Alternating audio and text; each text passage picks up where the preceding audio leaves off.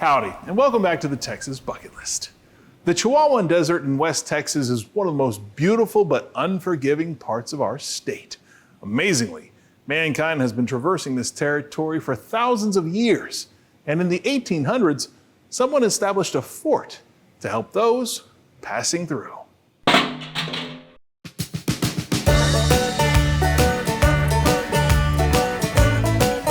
Here in the Lone Star State, the Big Bend region is beyond beautiful. And if you've never traveled through the Big Bend Branch State Park, it too is breathtaking.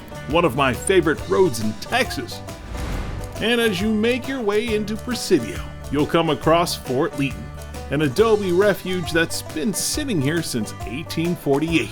If you think it looks desolate now, imagine it nearly 180 years ago. It's unique to Texas, and I really dig that about it. Tom Forwood is the park superintendent at Fort Leaton, and this Philly-born history fanatic worked in Montana for 23 years before taking a job in Texas. How are you liking the sun, man? Can't complain.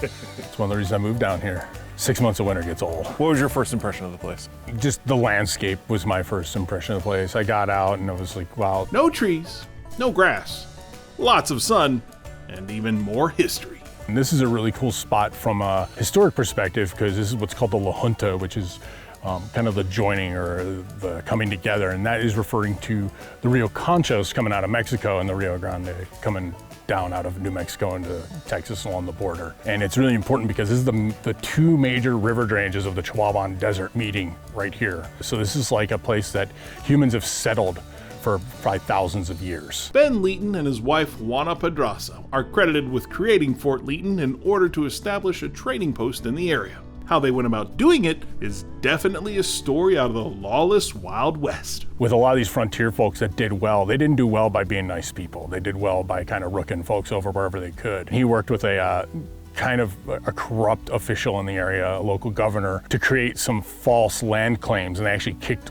local little small farmers out and such to build his property up. So it was really a private residence and not a fort? Well, yes and yes. So it's a fort, but it's not a military fort. So you have to think of it more like a fortified trading post than as like an actual military fort. But with that said, because the military didn't have a set fort in this region, this was a major place that they utilized. They basically paid a kind of station here for long periods of time. Sitting right across the river from Ojinaga, Mexico, the biggest town in this part of the world until you get to Odessa, the fort supported locals living on both sides of the border for several decades. It's really important to understand some of our connections to our southern neighbors. I mean, this is like a real representation of how intertwined a lot of this border country is between Texas and Mexico. And there's a lot of animosity now between some of that, which is kind of a bummer because this is a rich country with a lot of shared history, and people should understand like there's more to that story. There's a lot of history between our two countries, and this is a really cool tie-in point where that culture still is infused on both sides of the border. The fort closed in 1884 and was abandoned in 1925. The state acquired it in 1967 and rebuilt most of this massive adobe complex. So this is one of the older parts of the fort that's intact. This is the servants' quarters. Okay. And I want you to kind of just look around. What are your first impressions of looking at this part of the fort? It's very rough. It is very rough. Very rough. There's not a lot of creature comforts. They don't even have like, the walls aren't plastered, they aren't painted or whitewashed as they would have done. It's really trimmed down. And the only thing original in here is the floors. Yeah, some of the walls, but not much anymore. It's basically just the floors. So these Satillo tiles have been on this ground for 170 years? Yeah, they've been here a while. That's something else. Other parts of the fort were a little more extravagant. As you come in here, you're gonna get a really different impression. Oh wow, this is much nicer. Yeah, this is actually probably one of the nicer rooms in the whole fort because this is the formal parlor.